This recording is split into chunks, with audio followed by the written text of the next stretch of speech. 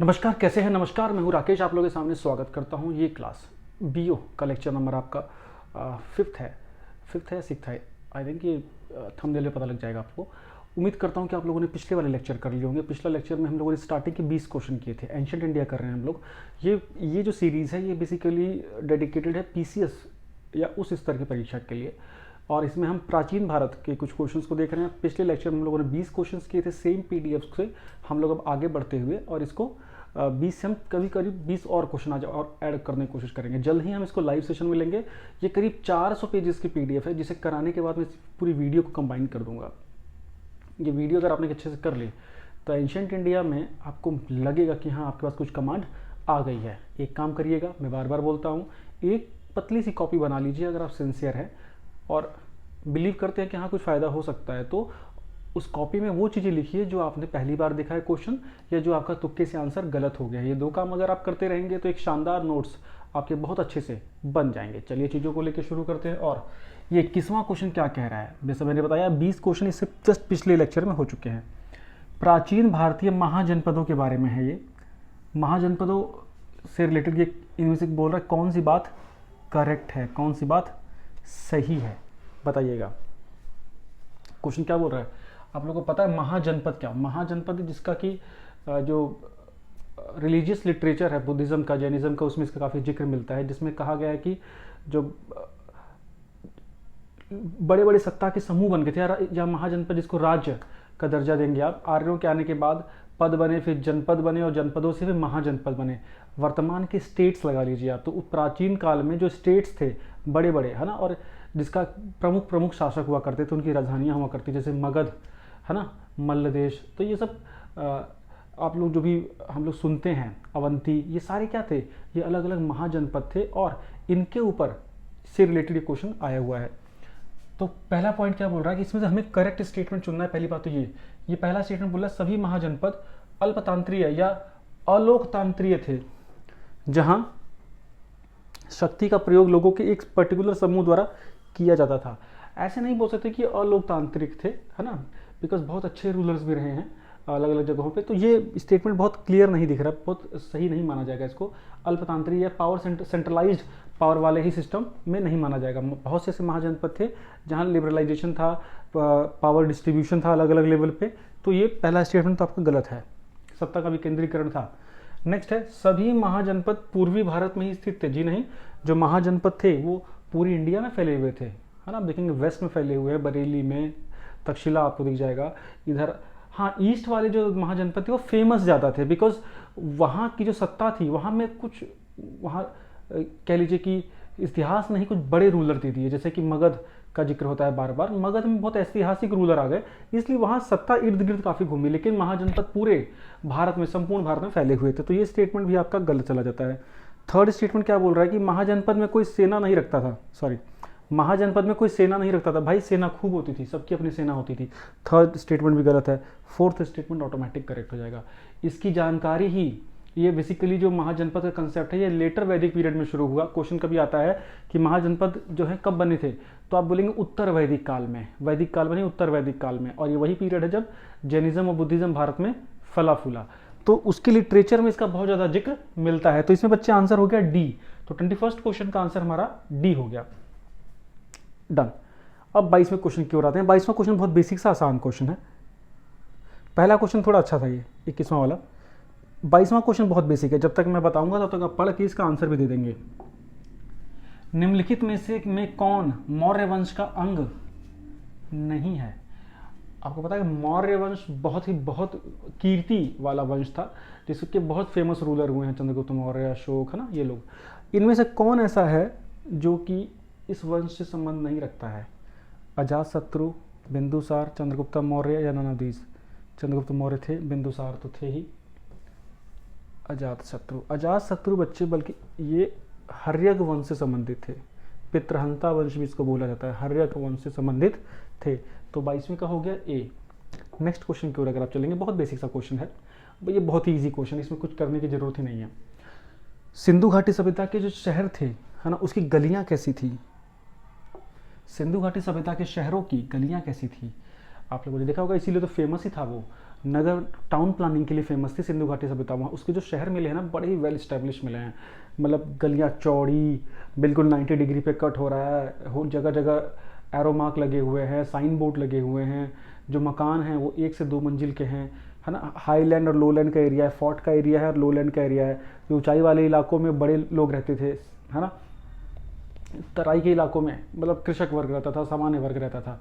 जो main gate होता था वो पिछली गलियों में खुलता था, मेन रोड पे नहीं खुलता था। और जो नालियाँ थी, पक्की ईंटों की बनी हुई नालियाँ होती थी, बढ़िया सा सब कुछ। तो क्या है इसमें, चौड़ी और सीधी, तंग और मैली जी नहीं, फिसलन वाली ना ना ना ना ना ना। A for America, done. Harappa के निवासी 24वां क्वेश्चन है, 24वें क्वेश्चन का इधर है ना, ये पीडीएफ ऐसे है ना, ये दोनों साइड में क्वेश्चन है इसके। तो हड़प्पा संस्कृति कैसी थी, अब देखो, अब इस पर एक और फैक्ट अच्छे से क्लियर कर लो बच्चे। जब एज ए होल पूछे कि हड़प्पा संस्कृति कैसी थी, वो रशियन बोल रहा हूँ, अर्बन थी कि रूरल थी, तो हम बोलेंगे अर्बन थी। क्या थी, अर्बन, शहरी थी। भारत में जो शहरीकरण, भारत में जो नगरीकरण हुआ है, तो सिंधु घाटी सभ्यता में पहले नगरीकरण हुआ, 2500 से लेके 1700 के आसपास इसमें नगरीकरण था। फिर अंधकार युग आ गया नगरीकरण, फिर ग्रामीण क्षेत्र आ गया, फिर वैदिक पीरियड, वैदिक और उत्तर वैदिक, ये दोनों ग्रामीण सभ्यताएं थी, ठीक है।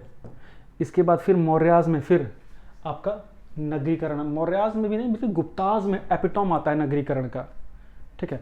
तो भारत में बेसिकली 2 से 3 नगरीकरण के फेज हुए हैं। तो ये जो सभ्यता थी ये शहरी थी, मतलब नगरीकरण, नगरीय सभ्यता थी। लेकिन इसके ना जो 10 लाख स्क्वायर किलोमीटर का एरिया था वो सारा ही अर्बनाइज नहीं था।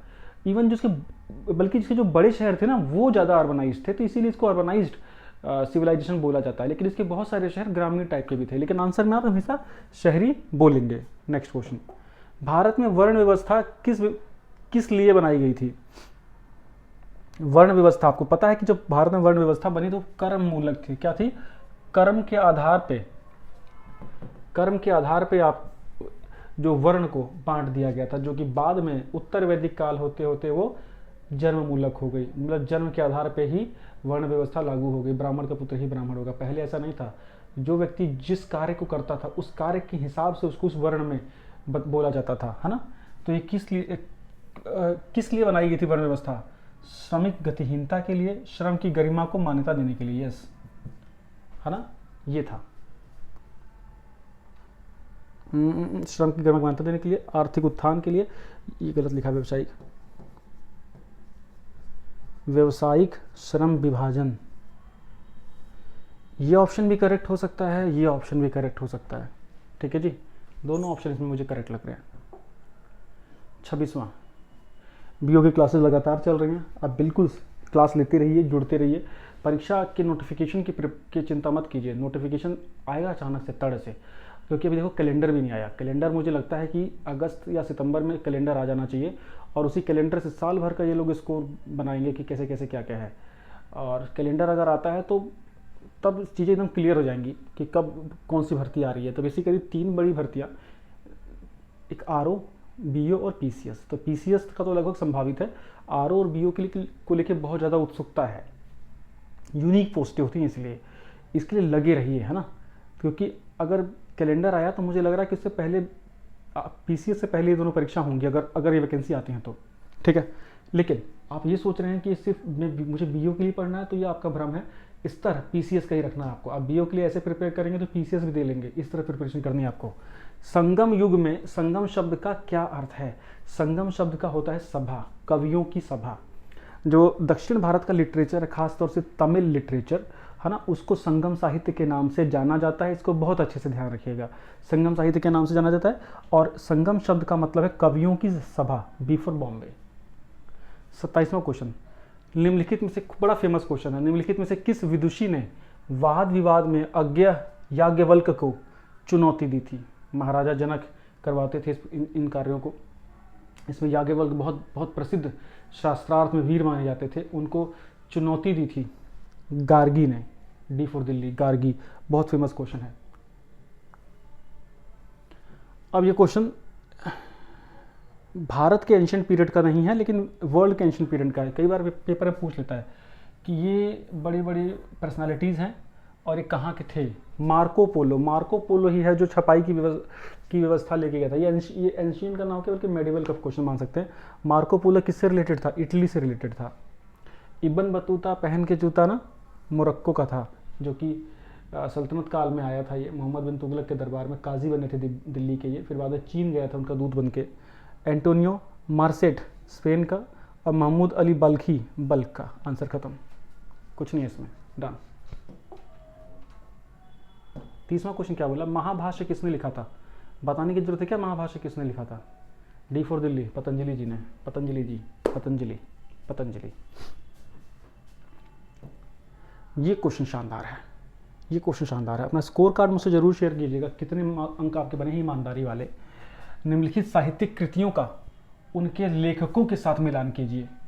ये लेखक हैं बच्चे और ये इनकी कृतियां हैं, मतलब इनके द्वारा लिखा गया कार्य है। अब देखो, कविराज मार्ग को किसने लिखा था। एक बहुत फेमस राष्ट्रकूट शासक हुए थे अमोघ वर्ष, उनके द्वारा लिखा गया था। अमोघ वर्ष फर्स्ट बेसिकली, है ना। इन्होंने लिखा था कविराज मार्ग।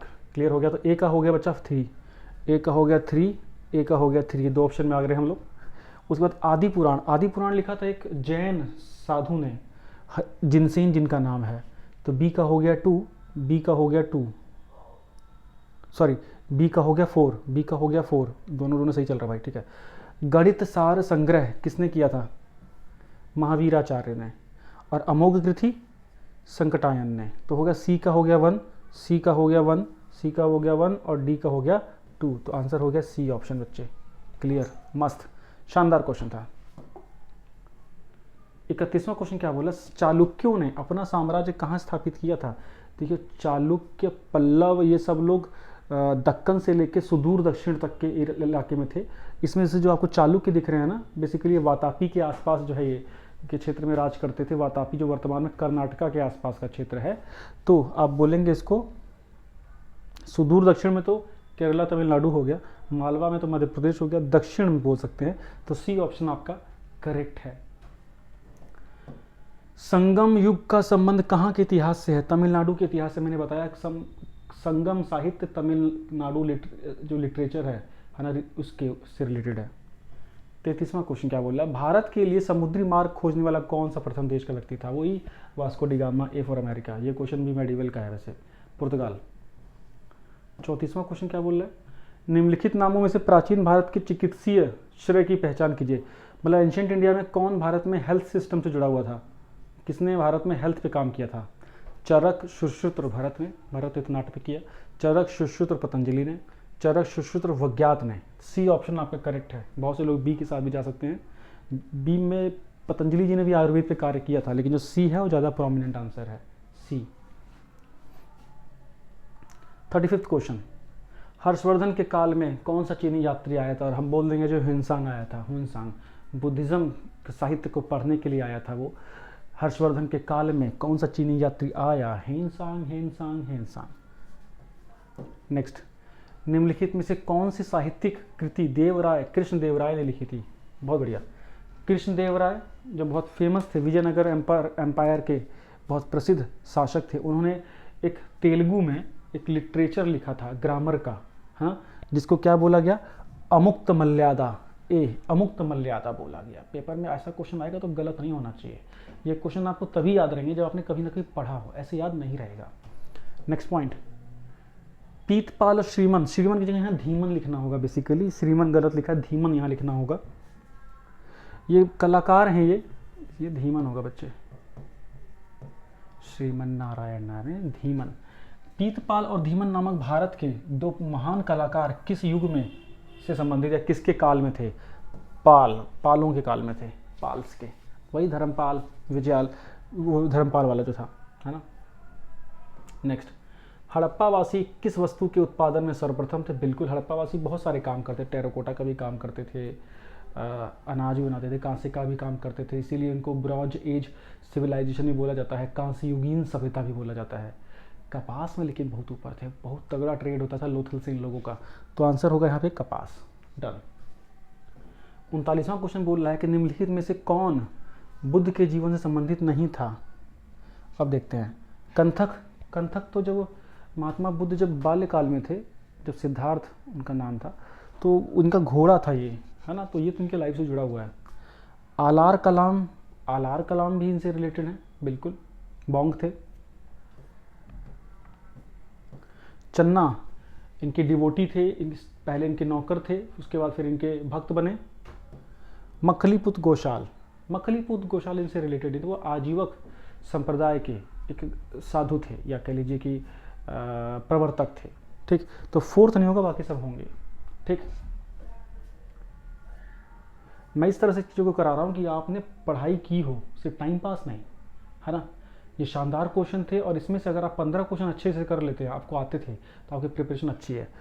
वह अद्यतन बौद्ध साहित्य जो बुद्ध के विभिन्न जन्मों की कथाओं के विषय में बताता है, कौन सा है।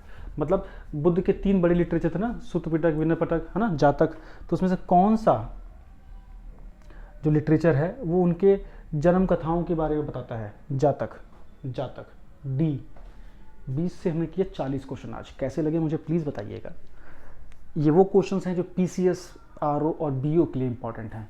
थंबनेल बदल के हम कुछ भी कर दें, लेकिन जो वास्तविकता है वो पीसीएस के स्तर की ही है। इसमें बीओ के लिए लगातार पढ़ते रहिए, जब भर्ती आए तो रिवीजन स्टार्ट हो, इस तरह का जुनून लेके आगे बढ़िए, है ना। सिर्फ बातें करने से बात नहीं बनेगी, कठिन परीक्षा कठिन संघर्ष मांगती है। Thank you so much, bye bye.